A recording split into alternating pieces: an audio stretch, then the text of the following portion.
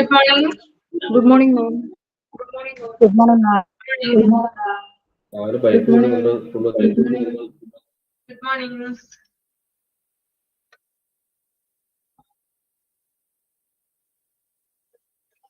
Okay, നമുക്ക് start ചെയ്യാം. Prayer ചെയ്തോളൂ കേട്ടോ. Good morning, ma'am. Good morning, everyone. Prayer. Heavenly Father, thank you for gathering us here today. Your presence is here, and ask that you bless each and every person who is here right now.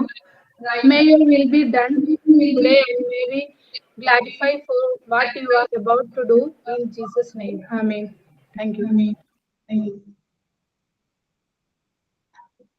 Sign in.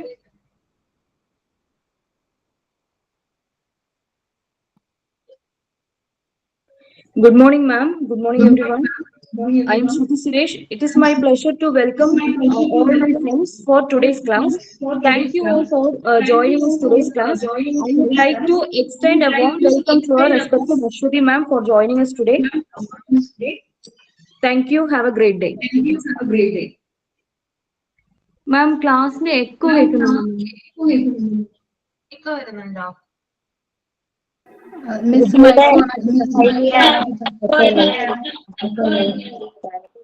ഒരാൾ പറയൂ. മിസ്സിന്റെ mic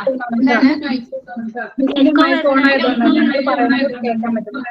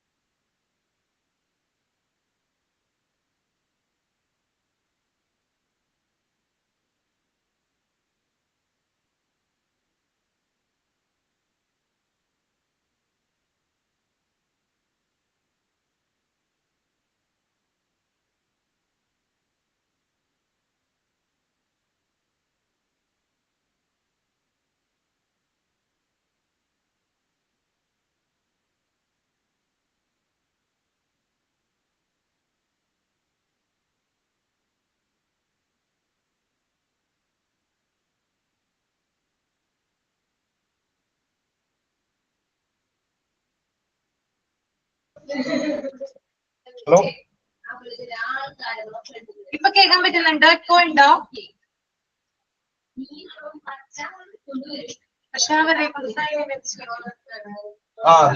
അത് ഓണാക്കിയോ? ഇനി എല്ലാവരോട് of ആക്കി വെക്കാം.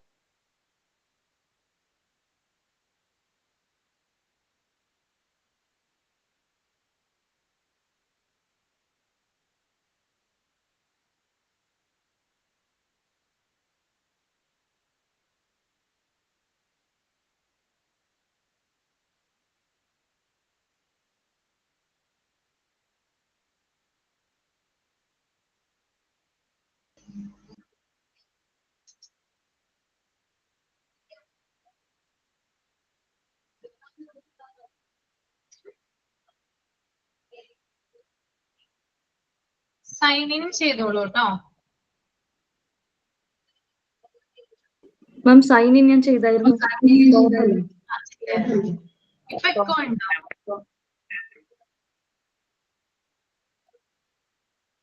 Echo വരുന്നുണ്ടോ? ചെയ്തോട്ടെ മാം. ആ, okay. Today's thought. നിങ്ങൾ ഒന്നിനെയും അമിതമായി മാം, എക്കോ ഉണ്ട്. Okay okay. മാമിന്റെ മൈക്കിന് എത്തില്ല, പക്ഷെ ഞങ്ങളുടെ എല്ലാത്തിനും എത്തുന്നുണ്ട്. ഓക്കെ, തോട്ട് പറഞ്ഞോളൂ ലവ്ലി. ലവ്ലി മാത്രം മൈക്ക് ഓൺ ചെയ്താൽ ബാക്കിയുള്ളവരൊക്കെ മൈക്ക് ഓഫ് ചെയ്യുക. ഓക്കെ. Today's thought. നിങ്ങൾ അമിതമായി നിങ്ങളും സമാധാനം നഷ്ടപ്പെടും. അമിതമായി നിങ്ങൾ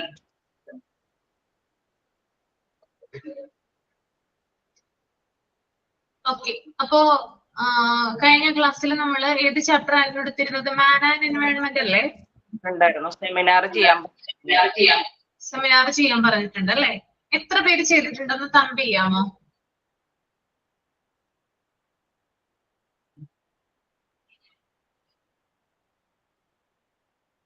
ഓക്കെ. അപ്പൊ പറയുന്ന ആൾ ഒഴിച്ച് ബാക്കി ആരും സംസാരിക്കണ്ട കേട്ടോ. മൈക്ക് ഓഫ് ചെയ്ത് വെക്കുക. നമുക്ക് നോക്കാം ഇപ്പൊ വരുമോ നോക്കാം. പറഞ്ഞോട്ടെ മാം, ഞാൻ ചെയ്തോട്ടെ. ചെയ്തോളൂ. Good morning, ma'am, and good morning, everyone.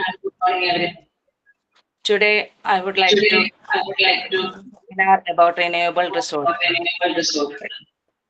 എപ്പോ വരുന്നുണ്ട് മാം?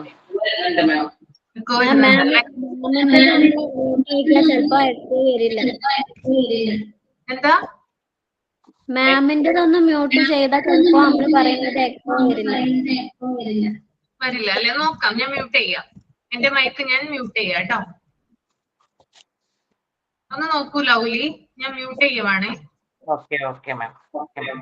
കണ്ടിന്യൂ ചെയ്തോട്ടെ. Okay. Renewable resources are naturally replenishing sustainable energy sources such as solar, wind, hydro, geothermal, and biomass that provide cleaner, near limitless alternatives to fossil fuels. Key topics include reducing carbon footprints, technological advancements in efficiency, storage solutions, and economic benefits like job creation and energy independence. പുനരുപയോഗ ഊർജ്ജ വിഭവങ്ങളെക്കുറിച്ചുള്ള seminar. സൗരോർജം, കാറ്റ്, ജലം, ഭൂഗർഭതാപം, biomass തുടങ്ങിയ പ്രകൃതിദത്തമായി പുനരുജ്ജീവിക്കുന്ന സുസ്ഥിര ഊർജ്ജ സ്രോതസ്സുകളാണ് പുനരുപയോഗ ഊർജ്ജ വിഭവങ്ങൾ. ഇവ ഫോസിൽ ഇന്ധനങ്ങൾക്ക് ശുദ്ധവും ഏതാണ്ട് പരിധിയില്ലാത്തതുമായ ബദൽ നൽകുന്നു. പ്രധാന വിഷയങ്ങളിൽ കാർബൺ കാൽപ്പാടുകൾ കുറയ്ക്കൽ, കാര്യക്ഷമതയിലെ സാങ്കേതിക മുന്നേറ്റങ്ങൾ, സംരംഭക പരിഹാരങ്ങൾ, തൊഴിലവസരങ്ങൾ സൃഷ്ടിക്കൽ, ഊർജ്ജ സ്വാതന്ത്ര്യം പോലുള്ള സാമ്പത്തിക നേട്ടങ്ങൾ എന്നിവ ഉൾപ്പെടുന്നു. Definition and importance. Defined as resources that replenish naturally and sustainably. They are crucial for reducing greenhouse gas emissions, combating climate change, and offering a clear alternative to coal and oil. നിർവചനവും പ്രാധാന്യവും. പ്രകൃതിദത്തമായും സുസ്ഥിരമായും പുനരുജ്ജീവിക്കുന്ന വിഭവങ്ങളായി നിർവചിക്കപ്പെടുന്നു. ഹരിതഗൃഹ വാതക ഉദ്വമനം കുറയ്ക്കുന്നതിനും കാലാവസ്ഥാ വ്യതിയാനത്തെ ചെറുക്കുന്നതിനും കൽക്കരി, എണ്ണ എന്നിവയ്ക്ക് ശുദ്ധമായ ബദൽ നൽകുന്നതിനും ഇവ നിർണായകമാണ്. Primary types of renewable energy. Solar power, harvesting energy from sunlight using panels. Wind power, utilizing wind turbines, which is currently the fastest growing energy source. Hydropower, generating electricity from flowing water, the largest current source. Geothermal energy, utilizing the Earth's internal heat, which is stable and not depend on climate. Advantages and challenges. Inexhaustible low carbon footprint and increased energy security, high initial cost, intermittency issues, and environmental impact of large scale infrastructure. Future trends. The shift towards 100% renewable energy world requires advancements in energy storage, such as flow batteries. Impact. Development contributes to rural economic growth and mitigates price volatility of fossil fuels. സൗരോർജം. പാനലുകൾ ഉപയോഗിച്ച് സൂര്യപ്രകാശത്തിൽ നിന്ന് ഊർജം വിളവെടുക്കുന്നു. കാറ്റിൽ നിന്നുള്ള ഊർജം കാറ്റാടി യന്ത്രങ്ങൾ ഉപയോഗപ്പെടുത്തുന്നു. ഇത് നിലവിൽ ഏറ്റവും വേഗത്തിൽ വളരുന്ന ഊർജ സ്രോതസ്സാണ്. ജലവൈദ്യുതി. ഒഴുകുന്ന വെള്ളത്തിൽ നിന്ന് വൈദ്യുതി ഉൽപ്പാദിപ്പിക്കുന്നു. ഏറ്റവും വലിയ നിലവിലെ സ്രോതസ്. ഭൂഗർഭ താപോർജം. ഭൂമിയുടെ ആന്തരിക താപം ഉപയോഗപ്പെടുത്തുന്നു. ഇത് സ്ഥിരവും കാലാവസ്ഥയെ ആശ്രയിക്കാത്തതുമാണ്.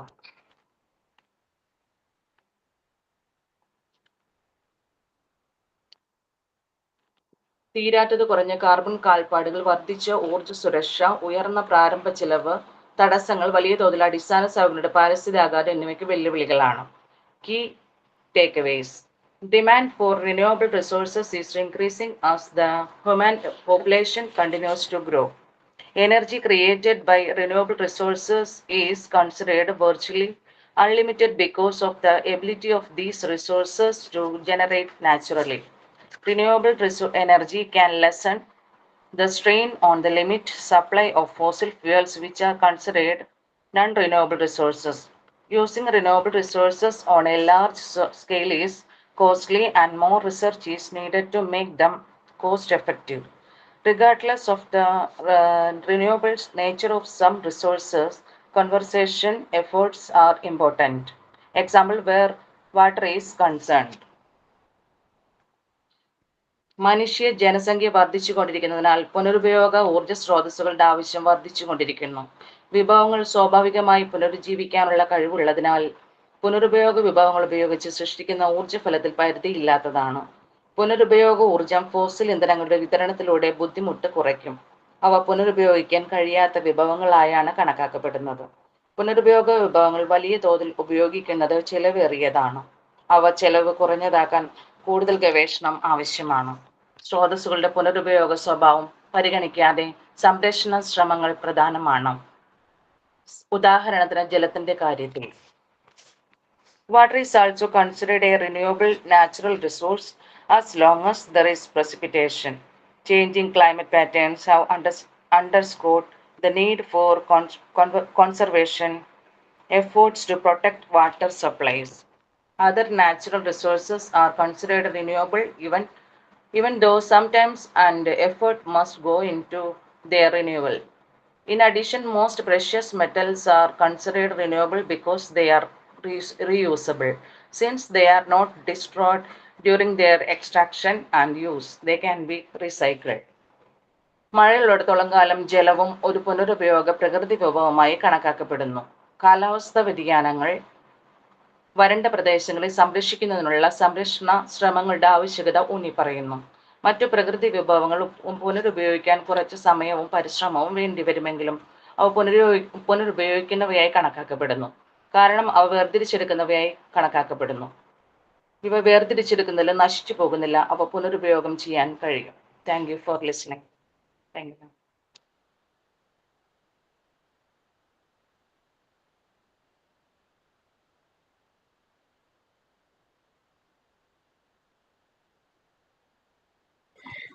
Once again, good morning everyone. I am Shruti Suresh. Today I am going to take a seminar about non-renewable resource.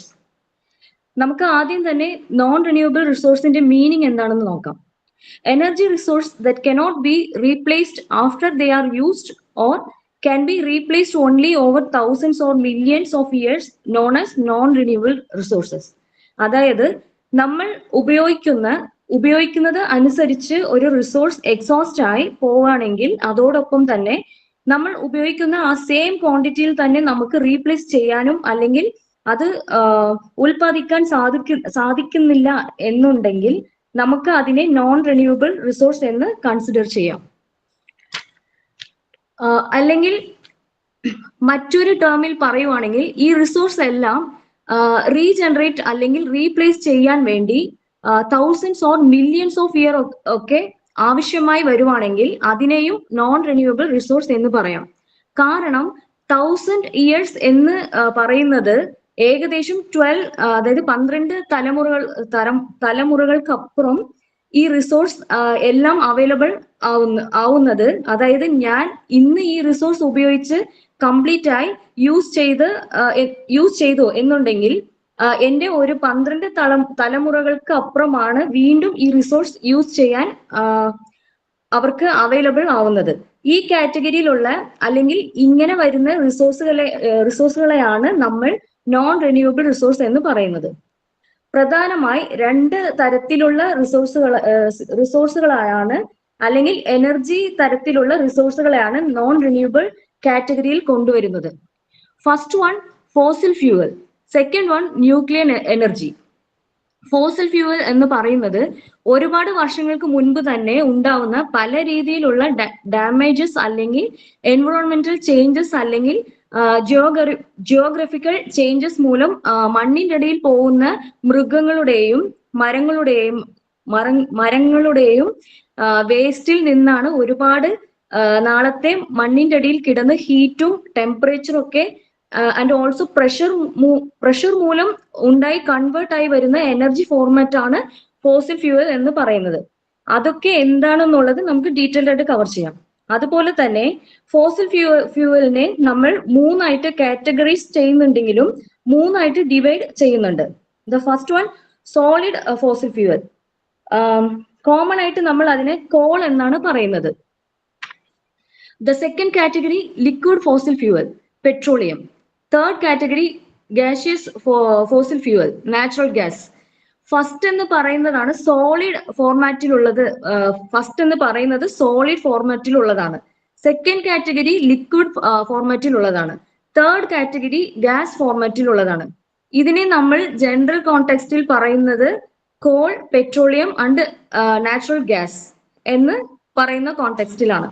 ഈ ഓരോ എനർജി റിസോഴ്സുകളെയും എന്തൊക്കെയാണ് അല്ലെങ്കിൽ എങ്ങനെയൊക്കെയാണ് എന്നുള്ളത് നോക്കാം. ഈ energy resource that formed from the buried remains of plants and animals that lived in millions of years ago. Fossil fuel എന്ന് പറയുന്നത് ഒരുപാട് വർഷങ്ങൾക്ക് മുൻപ്, അതായത് ഒരുപാട് ലക്ഷം വർഷങ്ങൾക്ക് മുമ്പ് നമ്മുടെ ഭൂമിയിൽ ഉണ്ടായിരുന്ന മൃഗങ്ങളുടെയും അതുപോലെ തന്നെ പ്ലാന്റ്സിന്റെയും വേസ്റ്റ് ആണ്. The India's primary source of electrical is generated by burning fossil fuels. ഇന്ത്യയിൽ നമ്മൾ ഉൽപ്പാദിക്കുന്ന ഇലക്ട്രിസിറ്റിയുടെ മെയിൻ സോഴ്സ് എന്ന് പറയുന്നത് ഫോസിൽ ഫ്യൂവൽ ഉപയോഗിച്ചിട്ടാണ്. അതായത് ഈ ഫോസിൽ ഫ്യൂവൽ ഉപയോഗിച്ചിട്ട് നമ്മൾ ഹീറ്റ് ജനറേറ്റ് ചെയ്യും. ഈ ഹീറ്റ് യൂസ് ചെയ്തിട്ട് നമ്മൾ ഒരു ടർബൈൻ റൊട്ടേറ്റ് ചെയ്യും. ടർബൈൻ റൊട്ടേറ്റ് ചെയ്യുന്നതിൽ നിന്നും എനർജി ക്രിയേറ്റ് ചെയ്യാൻ സാധിക്കും. ഫോസിൽ ഫ്യൂവലിന്റെ ഫസ്റ്റ് കാറ്റഗറി എന്ന് പറയുന്നത് കോൾ എന്ന് പറയുന്നതാണ്. ഒരുപാട് വർഷങ്ങൾക്ക് മുൻപ് മണ്ണിന്റെ അടിയിൽ പോയ പ്ലാന്റ്സ് മെറ്റീരിയൽസ് അല്ലെങ്കിൽ പ്ലാന്റ് എലമെന്റ്സിൽ ഉണ്ടായി വരുന്ന അല്ലെങ്കിൽ കൺവേർട്ടഡ് ആയി വരുന്ന ഒരു അണ്ടർഗ്രൗണ്ട് സോളിഡ് ഫോർമാറ്റിലുള്ള ഒരു ഫോസിൽ ഫ്യൂവൽ ആണ് കോൾ എന്ന് പറയുന്നത്. നമ്മൾ കൽക്കരി എന്ന് പറയും. ഇന്ത്യയിൽ മെയിൻ ആയിട്ട് ഈ കോൾ ഉപയോഗിക്കുന്നത് ഈ ഇലക്ട്രിസിറ്റി പ്രൊഡ്യൂസ് ചെയ്യാൻ തന്നെയാണ്. ഇലക്ട്രിസിറ്റി പ്രൊഡ്യൂസ് ചെയ്യുന്നത് കോൾ ബേൺ ചെയ്തിട്ടാണ്. The next one petroleum. It is also known as crude oil. അതായത് ക്രൂഡ് ഓയിൽ എന്ന് പറയുന്നത് ഒരു ലിക്വിഡ് ഫോർമാറ്റിലുള്ള ഒരു ഫോസിൽ ഫ്യൂവൽ ആണ്. ഈ ഫോസിൽ ഫ്യൂവൽ അല്ലെങ്കിൽ ഈ ക്രൂഡ് ഓയിൽ നിന്നാണ് നമ്മൾ പല ഫോർമാറ്റിലുള്ള എനർജി റിസോഴ്സുകളെ കൺവേർട്ട് ചെയ്ത് എടുക്കുന്നത്. അതിൽ പ്രധാനമായിട്ട് നമ്മൾ ഉപയോഗിക്കുന്ന പെട്രോൾ, ഡീസൽ ഇതെല്ലാം ക്രൂഡ് ഓയിലിൽ നിന്നുമാണ് നമ്മൾ കൺവേർട്ട് ചെയ്ത് എടുക്കുന്ന മറ്റു തരത്തിലുള്ള ഫോംസ് ആണ്. നമ്മൾ ഡേ ടു ഡേ ലൈഫിൽ അല്ലെങ്കിൽ എസ്പെഷ്യലി ട്രാൻസ്പോർട്ടേഷൻ ചെയ്യുന്ന ആളുകൾ എപ്പോഴും കാണുന്ന ഒരു സംഭവമാണ് ടാർ. നമ്മൾ ഈ കാണുന്ന ടാർ പോലും ഈ ക്രൂഡ് ഓയിലിൽ നിന്നാണ് എക്സ്ട്രാക്ട് ചെയ്ത് എടുക്കുന്നത്. ഇതില് ഓയിലി ഫോർമാറ്റ് ഉള്ളതാണ്, ലിക്വിഡ് ഫോർമാറ്റ് ഉള്ളതാണ്. അതുകൊണ്ട് തന്നെ ഇത് ഒരു പെട്രോളിയം കാറ്റഗറിയിൽ വരുന്ന ഒരു എലമെന്റ് ആണ്. Next one natural gas. Natural gas എന്ന് പറയുന്നത് ഗ്യാസ് ഫോർമാറ്റിലുള്ള മറ്റൊരു ഫോസിൽ ഫ്യൂവൽ ആണ്. ഇനി ഈ natural gas fossil fuel burn ചെയ്യുന്ന സമയത്തും ഒരുപാട് എൻവിറോൺമെന്റൽ ത്രെഡ് ആവുന്നുണ്ട്. എസ്പെഷ്യലി എയർ പൊല്യൂഷൻ ക്രിയേറ്റ് ചെയ്യുന്ന തരത്തിലുള്ള കോമ്പണൻസും എക്സോസ്റ്റ് ചെയ്യാറുണ്ട്. The next one nuclear energy. Nuclear energy എന്ന് പറയുന്നതും നമ്മൾ യൂസ് ചെയ്യുന്ന മറ്റൊരു ടെക്നിക്കാണ്.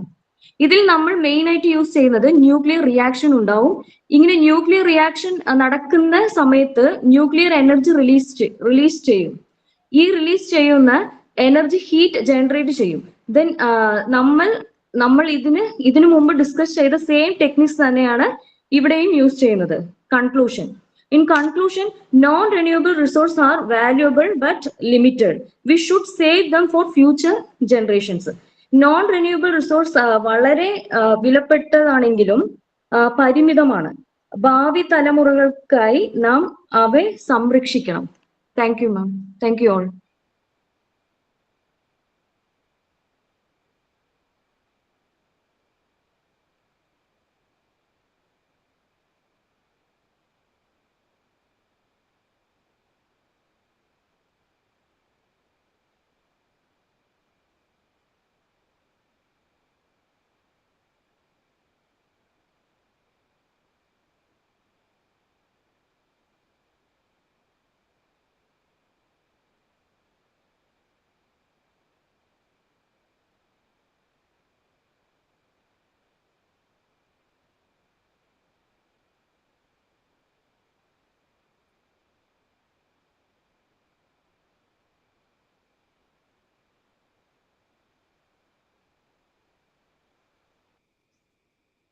ഞാൻ പറയാം. Good morning all. I am conducted with seminar about major global environment and environmental threats. പ്രധാന ആഗോള പരിസ്ഥിതി ഭീഷണികളെ കുറിച്ചാണ് ഇന്ന് ഞാൻ സെമിനാർ നടത്തുന്നത്. Introduction. The environment is the foundation of life of Earth. In recent decades, rapid industrialization, population growth, and music of natural resources have created serious environmental problems. These problems are not limited to one country but affect the entire world. Such problems are known as global environmental threats. Understanding these threats is essential to protect the planet for future generation. പ്രധാന ആഗോള പരിസ്ഥിതി ഭീഷണികൾ എന്ന വിഷയത്തിൽ പരിസ്ഥിതി ആണ് ഭൂമിയിലെ എല്ലാ ജീവജാലങ്ങളുടെയും അടിസ്ഥാന മൂലകം എന്നാണ്. ഇന്നത്തെ കാലഘട്ടത്തിൽ വ്യവസായവൽക്കരണം, ജനസംഖ്യാ വർധനവ്, പ്രകൃതി വിഭവങ്ങളുടെ അതിരുകടന്ന ഉപയോഗം എന്നിവ മൂലം നിരവധി പരിസ്ഥിതി പ്രശ്നങ്ങൾ ഉയർന്നു വരുന്നു. ഒരു രാജ്യത്തിനുള്ളിൽ മാത്രമല്ല, ലോകമാകെ ബാധിക്കുന്ന ഇത്തരം പ്രശ്നങ്ങളെയാണ് ആഗോള പരിസ്ഥിതി ഭീഷണികൾ എന്ന് വിളിക്കുന്നത്. Major global environmental threats. First one, depletion of the ozone layers. The ozone layer protected Earth from the harmful ultraviolet radiation from the sun. Human-made chemical like CFC fluorocarbons damaged this layer, causing ozone holes. Ozone depletion leads to skin cancer, eye problems, and harm to plant and marine life. Ozone പാളിയുടെ ക്ഷയം. ആദ്യമായി പറയുന്നത് ozone പാളിയുടെ ക്ഷയം. സൂര്യനിൽ നിന്നുള്ള ഹാനികരമായ ultraviolet കിരണങ്ങളിൽ നിന്ന് ഭൂമിയെ സംരക്ഷിക്കുന്നതാണ് ഓസോൺ പാളി. CFC പോലുള്ള രാസവസ്തുക്കൾ ഈ പാളി നശിപ്പിക്കുന്നു. ഇതിന്റെ ഫലമായി ത്വക്ക് ക്യാൻസർ, കണ്ണ് രോഗങ്ങൾ, സസ്യജന്തുക്കൾക്കുള്ള കേടുപാടുകൾ എന്നിവ സംഭവിക്കുന്നു. Next one, green house effect and global warming. ഹരിതഗൃഹ പ്രതിഭാസവും ആഗോളതാപനവും. കാർബൺ ഡൈ ഓക്സൈഡ്, മീഥേൻ തുടങ്ങിയ ഹരിതഗൃഹവാതകങ്ങൾ അന്തരീക്ഷത്തിൽ ചൂട് കൂടുന്നു. ഇതാണ് ആഗോളതാപനത്തിന് കാരണമാകുന്നത്. കാലാവസ്ഥാ വ്യതിയാനവും ഹിമാനികൾ ഉരുകുന്നത്, ജലനിരപ്പിൽ ഉയരൽ, വെള്ളപ്പൊക്കങ്ങൾ, വരൾച്ച തുടങ്ങിയവ ഇതിന്റെ ഫലങ്ങളാണ്. Third one, deforestation, soil erosion, desertification and droughts. അതായത് വനനശീകരണം, മണ്ണൊലിപ്പ്, മരുഭൂമീകരണം, വരൾച്ച, ജലം എന്നിവയാണ്. വനനശീകരണം പരിസ്ഥിതിയെ സന്തുലനാവസ്ഥ തകർക്കുന്നു. മണ്ണൊലിപ്പ് കൃഷിക്ക് ആവശ്യമായ മണ്ണ് നഷ്ടപ്പെടുത്തുന്നു. മരുഭൂമീകരണം ഫലഭൂഷ്ടമായ ഭൂമിയെ മരുഭൂമിയാക്കുന്നു. വരൾച്ച ജലക്ഷാമത്തിനും ഭക്ഷ്യക്ഷാമത്തിനും കാരണമാകുന്നു. Fourth one, pollution of air, water, land and sand. വായു, ജലം, ഭൂമി, ശബ്ദ എന്നിവയുടെ മലിനീകരണം. Air pollution causes respiration diseases. അതായത് വായു മലിനീകരണം ശ്വാസകോശ രോഗങ്ങൾക്ക് കാരണമാകുന്നു. ജലമലിനീകരണം കുടിവെള്ളത്തെയും ജലജീവികളെയും ബാധിക്കുന്നു. ഭൂമി മലിനീകരണം മണ്ണിന്റെ ഗുണനിലവാരം കുറക്കുന്നു. ശബ്ദ മലിനീകരണം മാനസികവും ശാരീരികവുമായ പ്രശ്നങ്ങൾ സൃഷ്ടിക്കുന്നു. നെക്സ്റ്റ്, ആസിഡ് റെയിൻ, ആസിഡ് മഴ. വ്യവസായങ്ങളിൽ നിന്നും വാഹനങ്ങളിൽ നിന്നുമുള്ള sulphur dioxide, nitrogen oxide എന്നിവയാണ് ആസിഡ് മഴയ്ക്ക് കാരണം. ഇത് കൃഷി, വനങ്ങൾ, ജലാശയങ്ങൾ, കെട്ടിടങ്ങൾ എന്നിവയെ നശിപ്പിക്കുന്നു. Next one, toxic waste disposal, വിഷമാലിന്യ നിർമ്മാർജ്ജനം. വിഷമാലിന്യങ്ങൾ ശാസ്ത്രീയമായി നിർമ്മാർജ്ജനം ചെയ്യാത്തത് മണ്ണും ഭൂഗർഭജലവും മലിനമാക്കുന്നു. ഇത് ക്യാൻസർ പോലുള്ള ഗുരുതര രോഗങ്ങൾക്ക് കാരണമാകുന്നു. നെക്സ്റ്റ് വൺ, റിസോഴ്സ് ഡിഫ്ലക്ഷൻ, പ്രകൃതി വിഭവങ്ങളുടെ ക്ഷയം. അതായത് ഭൂഗർഭ ജലക്ഷയം, ജൈവ വൈവിധ്യക്കുറവ്, ജനിതക വൈവിധ്യക്കുറവ്, സമുദ്രത്തട്ടിലെ വിഭവങ്ങളുടെ അമിത ഉപയോഗം, നവീകരിക്കാനാകാത്ത വിഭവങ്ങളുടെ ക്ഷയം. അടുത്തത് energy crisis, nuclear energy, radiations and synthetic fuels.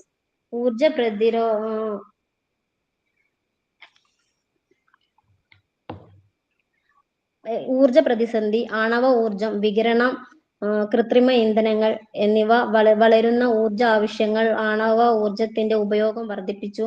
ആണവ അപകടങ്ങളും വികിരണ ചോർച്ചകളും മനുഷ്യ ജീവിതത്തിനും പരിസ്ഥിതിക്കും വലിയ ഭീഷണിയായി.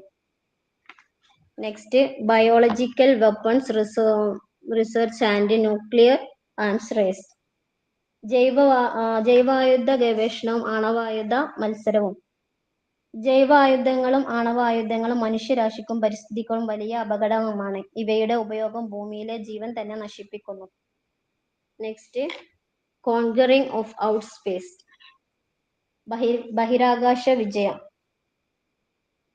നിയന്ത്രണമില്ലാത്ത ബഹിരാകാശ ഗവേഷണം ബഹിരാകാശ മാലിന്യങ്ങൾ സൃഷ്ടിക്കുന്നു. ഇത് ഉപഗ്രഹങ്ങൾക്കും ഭാവിയിലെ ബഹിരാകാശ പരിസ്ഥിതികൾക്കും ഭീഷണിയാകുന്നു.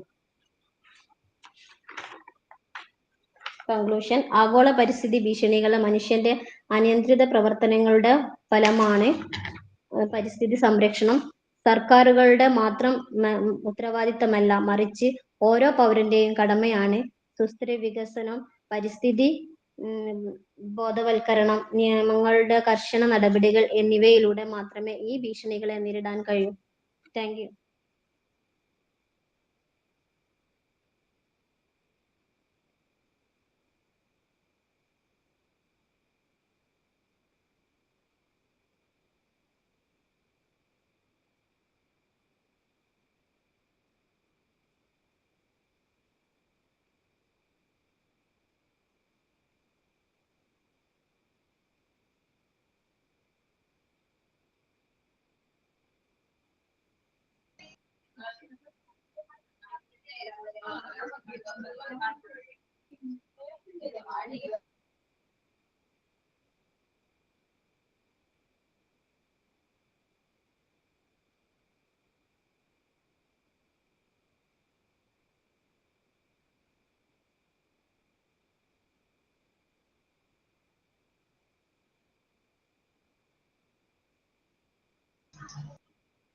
Okay, next one.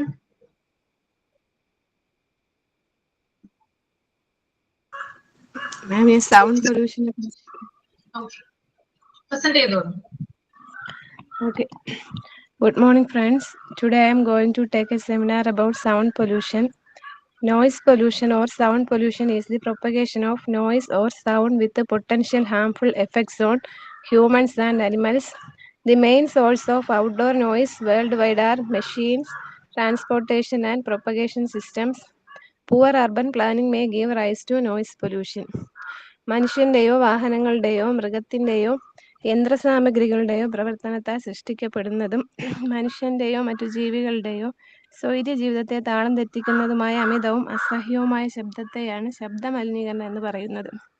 ലോകമെമ്പാടുമുള്ള ബാഹ്യശബ്ദത്തിന്റെ പ്രധാന ഉറവിടങ്ങൾ യന്ത്രങ്ങൾ, ഗതാഗതം എന്നിവയാണ്. Excessive, unwanted or disturbing sound that negatively impacts human health, wildlife and the environment.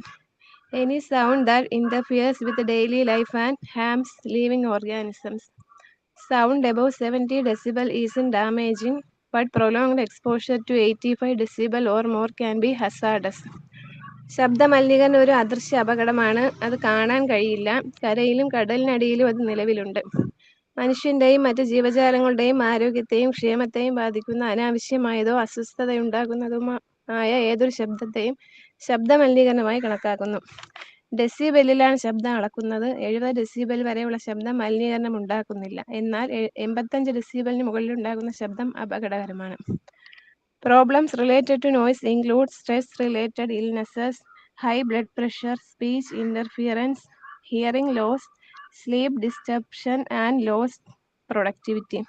It also severely disrupts wildlife, affecting their communication, navigation, and survival, particularly marine animals reliant on sound.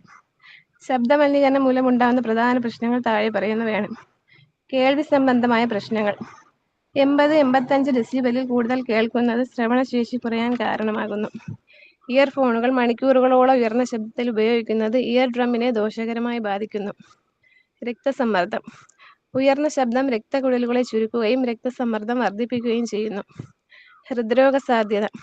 നിരന്തരമായ ശബ്ദം ഹൃദയമിടിപ്പ് കൂട്ടുകയും ഹൃദയ സംബന്ധമായ രോഗങ്ങൾക്ക് കാരണമാകുകയും ചെയ്യുന്നു. ഉറക്കമില്ലായ്മ. ശബ്ദമലിനീകരണം ഗാഠനിദ്ര തടസ്സപ്പെടുത്തുന്നു.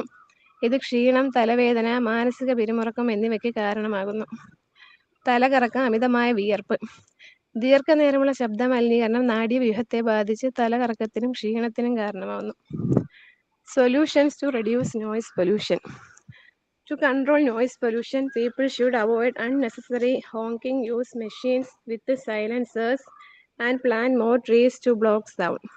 Creating awareness and following rules helps build a calmer surrounding. Everyone must work together to reduce noise pollution for the betterment of society and the natural world. ശബ്ദമലിനീകരണം കുറയ്ക്കുന്നതിന് വ്യക്തിപരമായും സാമൂഹികമായും അടിയന്തര നടപടികൾ ആവശ്യമാണ്.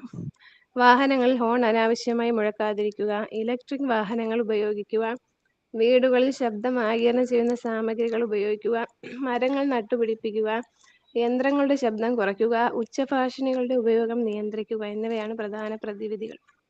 താങ്ക് യു മാം.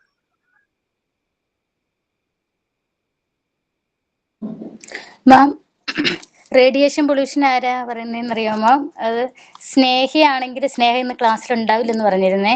സുഖമില്ലാതെ ഹോസ്പിറ്റലിൽ പോവാന്ന് പറഞ്ഞിരുന്നു. Next central state pollution control ബോർഡിന്റെ ഞാനാണ് പറയേണ്ടത്. Good morning ma'am and good morning every one. ഇന്ന് ഞാൻ സംസാരിക്കാൻ പോകുന്ന വിഷയം പരിസ്ഥിതി സംരക്ഷണത്തിനായിട്ടുള്ള ഇന്ത്യൻ നിയമങ്ങൾ എന്നതാണ്.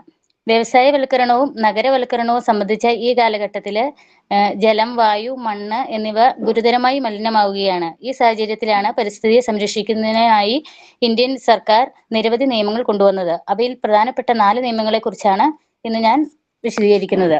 Central and state pollution control board 1974 water prevention and control of pollution act പ്രകാരമാണ് സെൻട്രൽ പൊല്യൂഷൻ കൺട്രോൾ ബോർഡും സ്റ്റേറ്റ് പൊല്യൂഷൻ കൺട്രോൾ ബോർഡുകളും രൂപീകരിച്ചത്. ഈ ബോർഡുകളുടെ പ്രധാന ലക്ഷ്യം എന്ന് പറയുന്നത് ജലം, വായു, മണ്ണ് എന്നിവയിലെ മലിനീകരണം നിയന്ത്രിക്കുകയും പരിസ്ഥിതിയുടെ ഗുണനിലവാരം സംരക്ഷിക്കുകയും ചെയ്യുന്നതാണ്.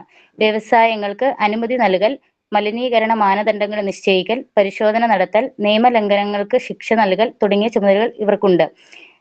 The water prevention act control of pollution act 1974 വ്യവസായ മാലിന്യങ്ങളും മലിനജലവും നദികളിലേക്കും കുളങ്ങളിലേക്കും ഒഴുക്കുന്നത് മൂലം ജലാശയങ്ങൾ ഗുരുതരമായ മലിനീകരണ സാഹചര്യത്തിലാണ് ഈ നിയമം നിലവിൽ വന്നത്. ഈ നിയമത്തിന്റെ പ്രധാന ലക്ഷ്യം എന്ന് പറഞ്ഞാൽ ജലമലിനീകരണം തടയുകയും കുടിവെള്ളത്തിന്റെ ഗുണനിലവാരം സംരക്ഷിക്കുകയും ചെയ്യുന്നതാണ്. മലിനജലം നേരിട്ട് ജലാശയങ്ങളിലേക്ക് ഒഴുക്കുന്നത് കുറ്റകരമാണ്. നിയമം ലംഘിക്കുന്നവർക്ക് പിഴയും തടവും ഈ നിയമം നിർദ്ദേശിക്കുന്നു. Next, the air prevention and control of pollution act 1981 വാഹനങ്ങളും ഫാക്ടറികളും വർദ്ധിച്ചതോടെ വായു മലിനീകരണം മനുഷ്യാരോഗ്യത്തിന് വലിയ ഭീഷണിയായി. ഇതിനെ നിയന്ത്രിക്കാനാണ് 1981 വായു മലിനീകരണ നിയന്ത്രണ നിയമം കൊണ്ടുവന്നത്. ഈ നിയമം പ്രകാരം മലിനീകരണം കൂടുതലുള്ള പ്രദേശങ്ങളെ എയർ പൊല്യൂഷൻ കൺട്രോൾ ഏരിയയായി പ്രഖ്യാപിക്കാം. വാഹനങ്ങൾക്കും വ്യവസായങ്ങൾക്കും എമിഷൻ പരിധി നിശ്ചയിക്കുകയും നിയമലംഘനങ്ങൾക്ക് ശിക്ഷ നൽകുകയും ചെയ്യുന്നു. ശ്വാസകോശ രോഗങ്ങൾ കുറയ്ക്കുന്നതിൽ ഈ നിയമം വലിയ പങ്ക് വഹിക്കുന്നു. Next, the environment protection act 1986 1984 Bhopal വാതക ദുരന്തത്തിന് ശേഷമാണ് ഇന്ത്യയിൽ പരിസ്ഥിതി സംരക്ഷണത്തിന് സമഗ്രമായ ഒരു നിയമം ആവശ്യമുണ്ടെന്ന് തിരിച്ചറിഞ്ഞത്. അതിന്റെ ഫലമായാണ് 1986 പരിസ്ഥിതി സംരക്ഷണ നിയമം.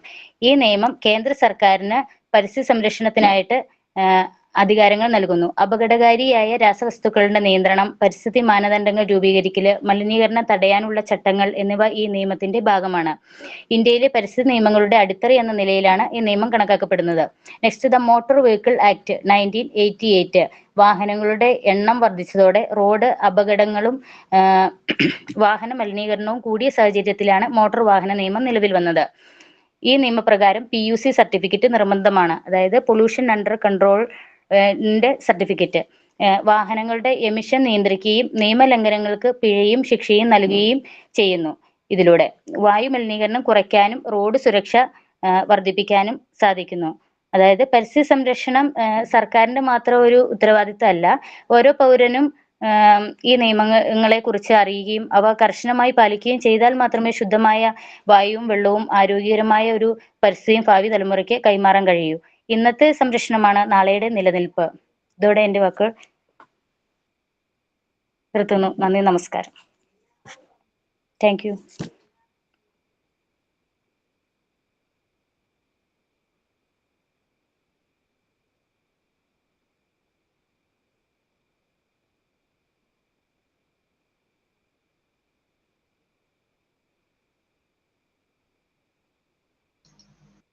ഇനി ആരെങ്കിലും ഉണ്ടോ സെമിനാർ ചെയ്യാനായിട്ട്?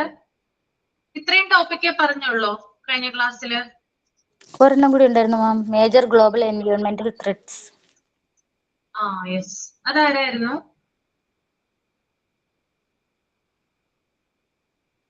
അത് നസീറത്ത എടുത്തു മാം, ആദ്യമേ എടുത്തു. ഓക്കെ, അത് ആദ്യമേ എടുത്തു അല്ലേ. അപ്പൊ ഈ ലാൻഡ് പൊല്യൂഷൻ, എയർ പൊല്യൂഷൻ അതൊക്കെ പറഞ്ഞായിരുന്നോ? ഇല്ല ഇല്ല, അത് പറഞ്ഞിട്ടില്ല. അതില് അത് ഞാൻ അതില് പറഞ്ഞു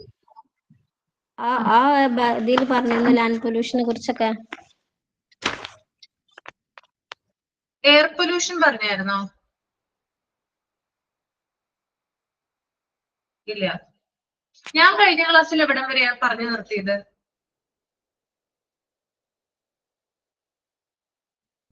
മാം, കോൺസിക്വൻസസ് ഓഫ് എയർ പൊല്യൂഷൻ അതുവരെ. ഓക്കെ, ഇനി എന്ത് പറഞ്ഞു തരണോ? ലാൻഡ് പൊല്യൂഷൻ ഒന്നും കൂടി എക്സ്പ്ലെയിൻ ചെയ്യണോ? വേണ്ട മാം, മനസ്സിലായി. മനസ്സിലായിട്ടുണ്ട് അല്ലേ? പറഞ്ഞു തന്നാൽ നന്നായിരുന്നു മാം. പറഞ്ഞത് നന്നായിരുന്നു. ഓക്കെ, നോക്കാം.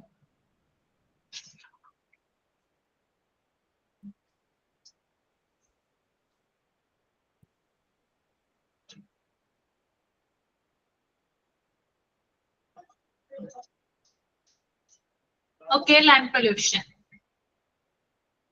Land pollution is both a natural and a social hazard. Land has been treated from ancient times as mother or even goddess.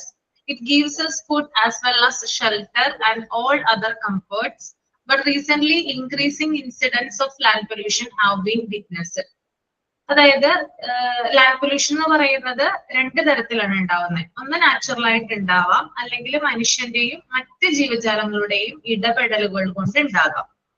Okay, അപ്പോ പണ്ട് തുടങ്ങി, അതായത് ഏൻഷ്യൻ ടൈംസിൽ തന്നെ ലാൻഡിനെ എന്താണ് അമ്മ അല്ലെങ്കിൽ ഒരു ദേവതയായിട്ടാണ് കണ്ടിരുന്നത് അല്ലെ? നമ്മൾ ചെറിയ ക്ലാസ്സിലൊക്കെ പഠിച്ചിട്ടുണ്ട് അല്ലെ?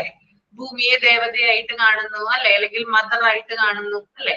അപ്പൊ ആ ഒരു രീതിയിലാണ് ട്രീറ്റ് ചെയ്തിരുന്നത്. മാത്രമല്ല, ലാൻഡ് നമുക്ക് ഫുഡ് തരുന്നുണ്ട്, അതുപോലെ താമസിക്കാനായിട്ട് ഇടം തരുന്നുണ്ട്, മറ്റെല്ലാ സൗകര്യങ്ങളും ആരാണ് തരുന്നത്? ഭൂമിയാണ് നമുക്ക് തരുന്നത്. പക്ഷെ കുറച്ചു നാളായിട്ട് ലാൻഡ് പൊല്യൂഷൻ, അതായത് ഭൂമിയിൽ അമിതമായിട്ട് പൊല്യൂഷൻ ഉണ്ടായിക്കൊണ്ടിരിക്കുകയാണ്, അതായത് മലിനീകരണം ഉണ്ടായിക്കൊണ്ടിരിക്കുകയാണ്. അത് നമുക്ക് കാണാനായിട്ട് സാധിക്കും. അപ്പൊ ലാൻഡ് പൊല്യൂഷന്റെ കോസ് എന്ന് പറയുന്നത് ഓവർ പോപ്പുലേഷൻ ആണ്. അതായത് ജനസംഖ്യ കൂടുതലായിട്ട് ഉണ്ടാവുന്നത്, അത് ലാൻഡ് പൊല്യൂഷന്റെ ഒരു കോസ് ആയിട്ട് വരുന്നുണ്ട്. പിന്നെ ഡിഫോറസ്റ്റേഷൻ, വനനശീകരണം, മരങ്ങളൊക്കെ വെട്ടിമാറ്റുന്നത്. പിന്നെ എക്സസീവ് യൂസ് ഓഫ് കെമിക്കൽസ്, അമിതമായിട്ട് കെമിക്കലുകളുടെ ഉപയോഗം. ഇതാണ് പ്രധാനമായിട്ടും ലാൻഡ് പൊല്യൂഷന്റെ കോസിൽ വരുന്നത്. അപ്പൊ ചോദിക്കാൻ ചിലപ്പോ, what are the causes of land pollution? Over population, deforestation, excessive use of chemicals, all of the above. ഏതാണ് ആൻസർ വരിക? All of the above. ഒരു സെക്കൻഡ് കേട്ടോ, ഒരു സെക്കൻഡ്.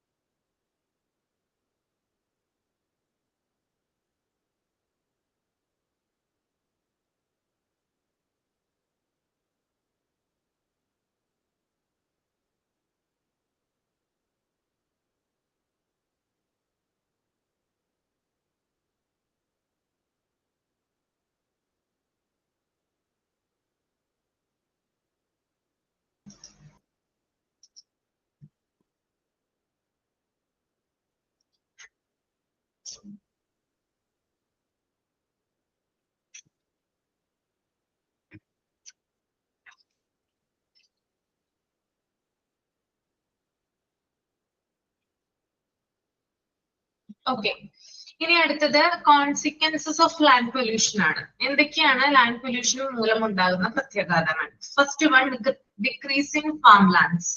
എന്താ ഉദ്ദേശിക്കുന്നത്? അതായത് കൃഷി ഭൂമി കുറയുന്നു, കൃഷിയോഗ്യമായിട്ടുള്ള ഭൂമിയിൽ ഉണ്ടാകുന്ന കുറവ്, അതൊരു കോൺസിക്വൻസ് ആണ്. കാരണം മണ്ണ് കൂടുതലായിട്ട് പോപ്പുലേറ്റഡ് ആവുമ്പോൾ ആ മണ്ണില് കൃഷി ചെയ്യാനായിട്ട് ബുദ്ധിമുട്ടുണ്ടാകും, അല്ലെങ്കിൽ എന്താ പറയാ, കൃഷി യോഗ്യമല്ലാതായി തീരും, തരിശു ഭൂമി അങ്ങനെയുള്ള കാര്യങ്ങളൊക്കെ ആയിട്ട് ലാൻഡ് ആയിത്തീരും. That is decreasing farm lands. മനസ്സിലായോ? ഓക്കെയാണ്. Okay, next one, shifting of cultivation. അതായത് കൃഷിയിൽ ഉണ്ടാകുന്ന മാറ്റം. അതായത് പരമ്പരാഗതമായിട്ട് ഇപ്പോ നെൽകൃഷിയാണ് ചെയ്തുകൊണ്ടിരിക്കുന്നുണ്ടെങ്കിൽ അത് മാറ്റിയിട്ട് വേറെ കൃഷി ചെയ്യുക. കാരണം നെൽകൃഷിക്ക് സ്യൂട്ടബിൾ ആയിട്ട് ആ മണ്ണ് അല്ലാതായി തീരുന്നു. അതുകൊണ്ട് തന്നെ സ്വാഭാവികമായിട്ടും മറ്റ് കൃഷി രീതികളിലേക്ക് പോകുന്നു. Okay, that is shifting of cultivation. Then decrease in fertility. ഫലഭൂരിഷ്ഠത കുറയുന്നു. അതായത് മണ്ണ് തരുന്ന വിളവ് അത് കുറയുവാണ് ചെയ്യുന്നത്. ഇപ്പൊ നമുക്ക് ഫലഭൂരിഷ്ഠതയുള്ള നല്ല ഫെർട്ടിലിറ്റി ഉള്ള മണ്ണാണെങ്കിൽ കൂടുതലായിട്ട് വിളവ് ഉണ്ടാവും അല്ലെ. പക്ഷെ ഇത് കുറഞ്ഞു വരുന്തോറും വിളവ് കുറയുകയാണ് ചെയ്യുക. അതായത് കൂടുതലായിട്ട് സാധനങ്ങൾ ഉത്പാദിപ്പിക്കാനായിട്ട് പറ്റില്ല. That is decrease in fertility. Then last one, imbalance in the constitution of the atmosphere. പിന്നെ നമ്മുടെ അന്തരീക്ഷത്തിന് ചില മാറ്റങ്ങൾ ഉണ്ടാകുന്നു. അപ്പൊ ലാൻഡ് പൊല്യൂഷൻ ബാധിക്കുന്നത് ഭൂമിയെ മാത്രമല്ല, ടോട്ടൽ ആയിട്ട് അറ്റ്മോസ്ഫിയറേയും എന്ത് ചെയ്യുന്നുണ്ട്, അത് മോശകരമായിട്ട് ബാധിക്കുന്നുണ്ട്. ക്ലിയർ അല്ലേ? ദാറ്റ് ഈസ് കോൺസിക്വൻസ് കേട്ടോ. അപ്പൊ ഞാൻ നിങ്ങളോട് ഇതിന്റെ പോസ്റ്റർ തയ്യാറാക്കാൻ പറഞ്ഞിട്ടുണ്ടോ? പോസ്റ്റർ പോസ്റ്റർ തയ്യാറാക്കണം കേട്ടോ. നിങ്ങൾക്ക് ഇതിനകത്ത് ഏത് ടോപ്പിക് വേണമെങ്കിലും എടുക്കാം. എല്ലാവരും തയ്യാറാക്കിയാൽ അത്രയും നല്ലത്. അതായത് എയർ പൊല്യൂഷൻ, അതുപോലെ തന്നെ environment pollution, land pollution, sound pollution. Okay, അപ്പൊ അതിനെ പ്രിവെന്റ് ചെയ്യാനുള്ള മാർഗങ്ങളൊക്കെ പോസ്റ്ററിൽ ഉൾപ്പെടുത്തുക. പിന്നെ അതുപോലെ തന്നെ പിക്ചേഴ്സ് വരയ്ക്കുക, വരച്ചിട്ട് കളർ ചെയ്യുക. ചെറിയ ക്ലാസ്സിലൊക്കെ ചെയ്തിട്ടുണ്ടാവുമല്ലോ. ഈ കുഞ്ഞുങ്ങള് പോകില്ലേ, ചില ഡേയ്സ് നമ്മൾ സെലിബ്രേറ്റ് ചെയ്യുമ്പോൾ കുഞ്ഞുങ്ങളെ ജാഥയായിട്ട് കൊണ്ടുപോകാറുണ്ട് അല്ലെ. വെച്ചിട്ട് പോകാറുണ്ട്. അതെ അതെ. അപ്പൊ അങ്ങനെ ചെയ്യാം കേട്ടോ. അപ്പൊ അത് നിങ്ങൾക്ക് തരുന്ന ആക്ടിവിറ്റിയാണ്. അപ്പൊ അടുത്ത ക്ലാസ്സിൽ അതൊന്ന് ചെയ്തിട്ട് വരിക എല്ലാവരും.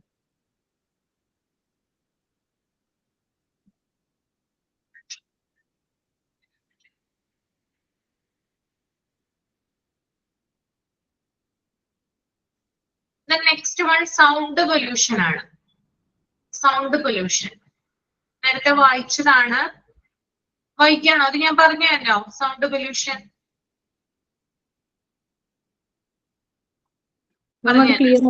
ക്ലിയർ ആണ്. ഓക്കെ.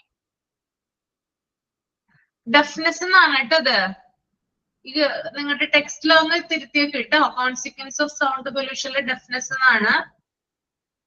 റേഡിയേഷൻ പൊല്യൂഷൻ ആണ് വായിക്കാത്തത് അല്ലേ. റേഡിയേഷൻ പൊല്യൂഷൻ ആരായിരുന്നു പ്രസന്റ് ചെയ്യാമെന്ന് പറഞ്ഞിട്ടുണ്ടായിരുന്നത്? സ്നേഹം തോന്നുന്നു. അടുത്ത ക്ലാസ്സിൽ പ്രസന്റ് ചെയ്യോ? അറിയാമോ? അറിയില്ല മാം, ഹോസ്പിറ്റലിലാണ്. അതെ അല്ലേ. ഓക്കെ, അപ്പൊ നിങ്ങളൊരു കാര്യം ചെയ്യുക, റേഡിയേഷൻ പൊല്യൂഷൻ എന്ന മൈൻഡിൽ റീഡ് ചെയ്യുക. ഞാൻ എക്സ്പ്ലെയിൻ ചെയ്ത് തരാം. ഓക്കെ.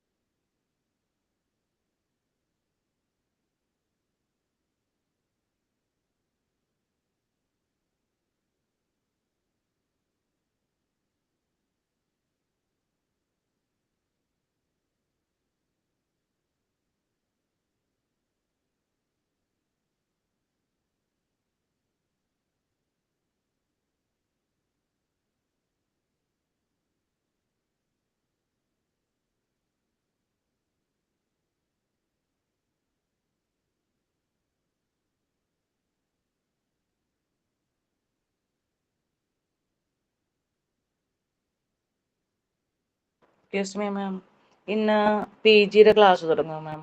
ഞങ്ങൾക്ക് ടൈം ടേബിൾ തന്നിട്ടുണ്ട്, പക്ഷേ ഇന്ന് എന്നാ ഡേറ്റ് തന്നിട്ടില്ല.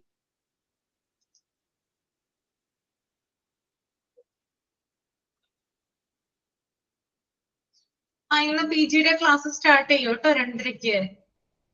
നിങ്ങൾക്ക് ഇൻഫോർമേഷൻ തന്നിട്ടില്ലേ? ഡേറ്റ് തന്നില്ലായിരുന്നു. മൺഡേ തുടങ്ങി ഫ്രൈഡേ വരെയുള്ള ടൈം ടേബിൾ തന്നായിരുന്നു, പക്ഷെ ഡേറ്റ് ഉണ്ടായിരുന്നു. അപ്പൊ ഇന്ന് തന്നെയാണെന്ന് അറിയാൻ ചോദിച്ചാണ്. ടൈം ടേബിൾ തന്നിട്ടുണ്ട്. ടീച്ചേഴ്സിന്റെ ഒക്കെ ടൈം ടേബിൾ തന്നിട്ടുണ്ടോ? ഓ.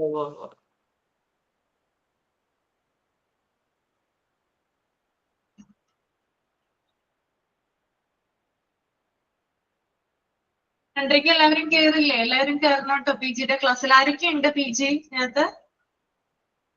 ആതിര, സീന, ശ്രുതി, ലൗലി,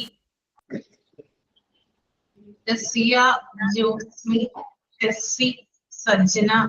ഓക്കെ, എല്ലാവരും തന്നെ കയറാനായിട്ട് ശ്രമിക്കുക. Good morning ma'am. Good morning. ഇത് 2 to 3 ആക്കാൻ പറ്റുമോ മാഡം? കാരണം 3ക്ക് ഞാൻ ട്രാവൽ ചെയ്യായിരിക്കും. ഞങ്ങളുടെ വെഹിക്കിൾ സ്റ്റാർട്ട് ചെയ്യും. എന്താണ് മല്ലിക പറഞ്ഞത്? കേട്ടില്ല. അല്ല, ടൈം PGയുടെ ക്ലാസ്സിൽ ടൈം 2 to 3 ആക്കാൻ പറ്റുമോ? 2 to 3. 2 to 3. 2 to 3 എന്ന് പറയുന്നത് ക്ലാസ് ഉണ്ട്. 1:30 to 2:30 ക്ലാസ്സുകൾ. അതുകൊണ്ട് ആ സമയത്ത് നടക്കാൻ ബുദ്ധിമുട്ടാണ്.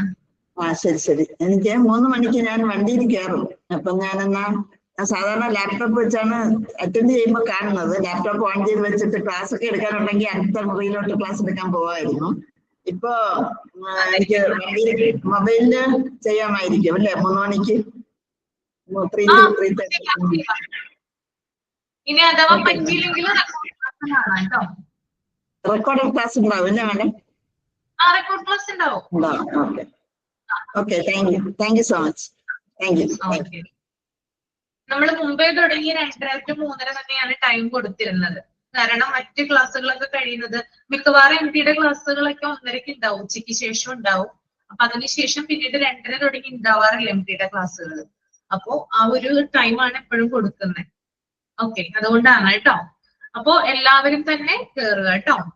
ഓക്കെ, ശ്രദ്ധിച്ചിരിക്കുക. ക്ലാസ് ഒക്കെ എടുക്കുന്ന സമയത്ത് PGയുടെ ടോപ്പിക്കാണ്, കുറച്ചുകൂടി ഡിഫറെന്റ് ആണ്. നമ്മൾ MPയുടെ നമ്മൾ പഠിക്കുന്ന കാര്യങ്ങളിൽ നിന്ന് കുറച്ചുകൂടി ഡിഫറെന്റ് ആയിട്ടുള്ള കാര്യങ്ങളാണ് വരുന്നത് കേട്ടോ. ഓക്കെ, അപ്പൊ നമുക്ക് റേഡിയേഷൻ പൊല്യൂഷൻ നോക്കാം.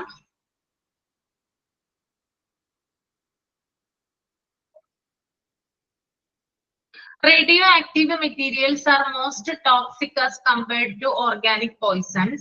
Nuclear war materials, test explosions, working of power plants, and the use of radioisotopes in medicines, industry, and the research are the main source of radioactive pollution that could threaten or demean the quality of the environment.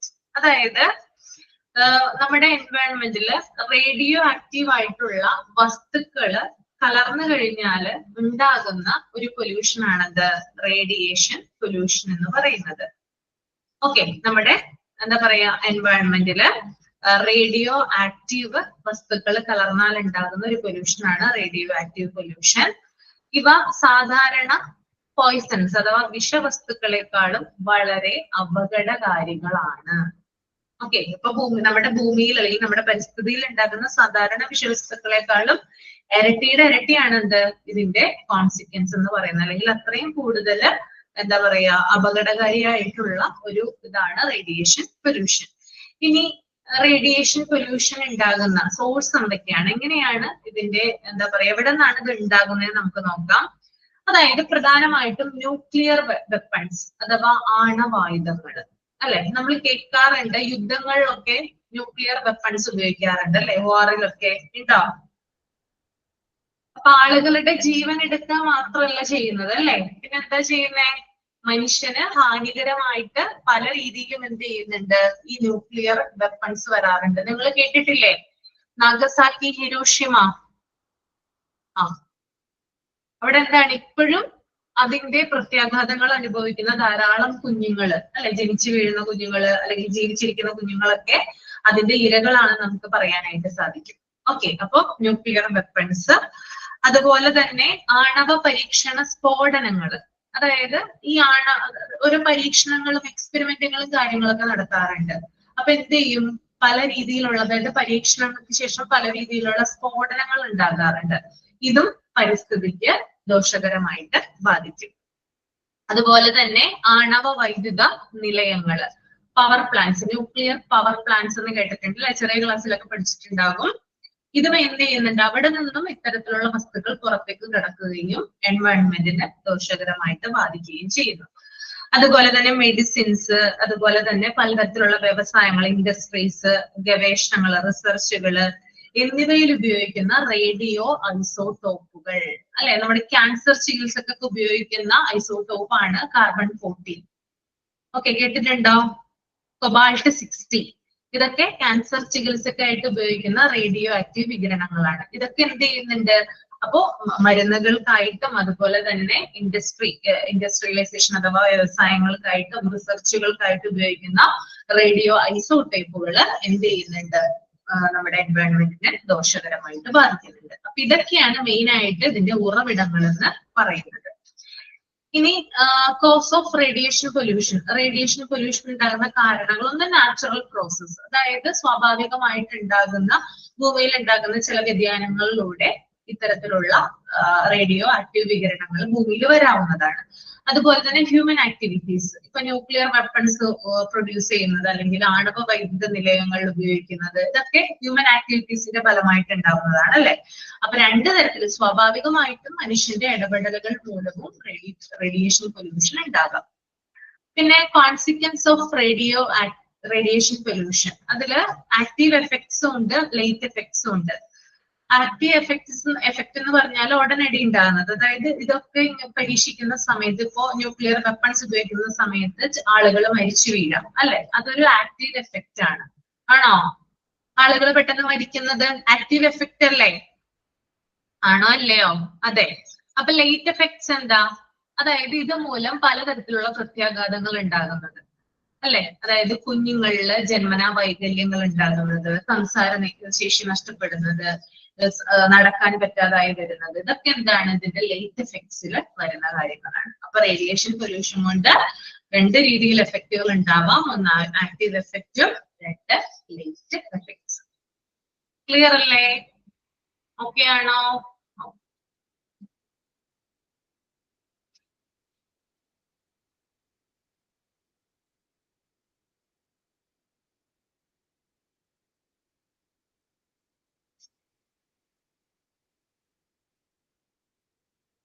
നമ്മള് part 4 school management എടുത്തു, അല്ലെ? School management എടുത്തില്ലേ? Part 4 അത് എവിടം വരെയാണ് നിർത്തിയത്? Development profile എടുത്ത് complete ചെയ്തായിരുന്നു, അല്ലെ? അല്ലെ?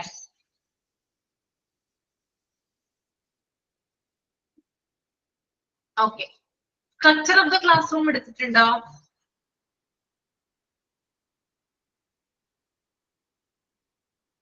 മാം എന്താ പറഞ്ഞത്?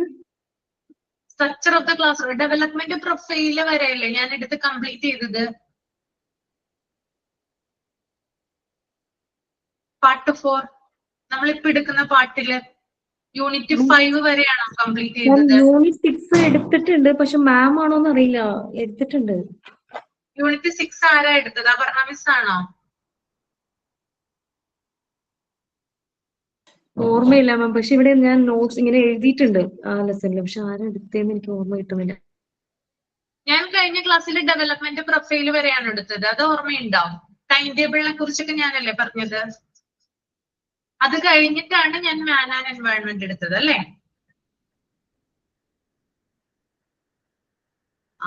6, 7 എടുത്തില്ല മാം, എടുക്കാനുണ്ട്. 6 എടുത്തിട്ടില്ല? Structure of the class room എടുത്തിട്ടില്ല? ഇല്ല, 6, 7 എടുക്കാനുണ്ട്. ശ്രുതി പറഞ്ഞ നോട്ട് എഴുതിയെന്നപ്പോ ഓർമ്മയുണ്ടോ? മാം എനിക്ക് അറിയില്ല, പക്ഷെ ഞാൻ ഇവിടെ ജസ്റ്റ് ഒന്ന് ചിലപ്പോ ഞാൻ നോക്കി വെച്ചതായിരിക്കും.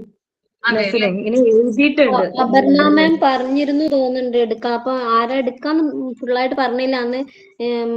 അശ്വതി മാം എടുക്കുന്നില്ലെങ്കിൽ ഞാൻ എടുക്കാന്ന് അങ്ങനെ എന്തോ അപർണ മാം പറഞ്ഞിരുന്നു. പറഞ്ഞിരുന്നല്ലേ? ഓക്കെ ഞാൻ നമുക്ക് നോക്കാം. അപർണ മിസ് എടുക്കണമെങ്കിൽ എടുത്തോട്ടെ, അല്ലെങ്കിൽ നമുക്ക് ഞാൻ ഈ ഒരു ഭാഗം നിങ്ങൾക്ക് അടുത്ത ക്ലാസ്സിൽ ഒന്നും കൂടി വിശദീകരിച്ച് തരാം കേട്ടോ. മേജർ ഗ്ലോബൽ എൻവയോൺമെന്റൽ ത്രെഡ്സ് അത് കുറച്ച് ഇമ്പോർട്ടന്റ് ആണ്. അത് ഞാൻ അടുത്ത ക്ലാസ്സിൽ വിശദീകരിച്ച് തരാം, എക്സ്പ്ലെയിൻ ചെയ്ത് തരാം. അതിനുശേഷം നമുക്ക് 6th ചാപ്റ്ററിലേക്ക് പോകാം. അല്ലെങ്കിൽ അപർണ മിസ് അത് എടുത്തിട്ടുണ്ടെങ്കിൽ നമുക്ക് 9th ചാപ്റ്റർ 8th ചാപ്റ്റർ എടുക്കാം കേട്ടോ. ഓക്കെ, പിന്നെ ഞാൻ ഏതിന്റെയൊക്കെ മോക്ക് ടെസ്റ്റ് തന്നിട്ടുണ്ട്? എവിടം വരെ തന്നു മോക്ക് ടെസ്റ്റ്? എല്ലാത്തിന്റെയും തന്നോ? 5 വരെ തന്നോ? അതൊന്ന് നോക്കിയിട്ട് പറഞ്ഞേ.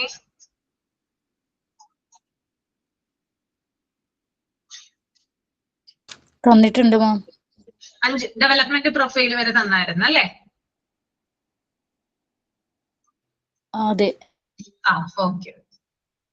Miss 9th chapter Aparna ma'am എടുത്തതാ. 9th ചാപ്റ്റർ എടുത്തു. 7 ആണ് എടുക്കാനുള്ളത്. 6 and 7 എടുക്കാത്തത്. 6ഉം 7ഉം എടുക്കാനുണ്ട് അല്ലേ? Yes ma'am. ഓക്കെ, അപ്പൊ നമുക്ക് നോക്കാം എങ്ങനെയാണ്. അപർണ മിസ്സിന്റെ 2 പീരീഡ് ഉണ്ടല്ലോ. നാളെ അപർണ മിസ് ഏതാണ് എടുക്കണേന്ന് നോക്കൂ. അപർണ മിസ് എടുത്തിട്ടില്ലെങ്കിൽ ഞാൻ 6th ചാപ്റ്റർ എടുക്കാം, അല്ലെങ്കിൽ പിന്നീട് ഞാൻ 7th ചാപ്റ്റർ എടുക്കാം കേട്ടോ. ഓക്കെ, ഞാൻ ചോദിക്കട്ടെ. ഓക്കെ, അപ്പൊ അടുത്ത ക്ലാസ്സിൽ വരുമ്പോ ഞാൻ പറഞ്ഞ വർക്ക് കംപ്ലീറ്റ് ചെയ്തിട്ട് വരിക കേട്ടോ. പോസ്റ്റർ തയ്യാറാക്കിയിട്ട് വരിക. ഓക്കെ, അപ്പൊ ചെയ്യാതിരിക്കരുത്. വൈവ ടൈമിൽ നിങ്ങൾക്ക് അത് ഹെൽപ്ഫുൾ ആകും, അതുകൊണ്ടാണ് ചെയ്യാൻ പറയുന്നത് കേട്ടോ. ഓക്കെ, അപ്പൊ നമുക്ക് വൈൻഡ് അപ്പ് ചെയ്യാം. Okay, ma'am. Okay. Thank you, Shrima, for today's class. I sincerely thank everyone who conducted the seminar today. It was very informative and helpful. With gratitude to ma'am and all my dear friends, I am signing out now. See you in the next class. Thank you. Thank you, ma'am.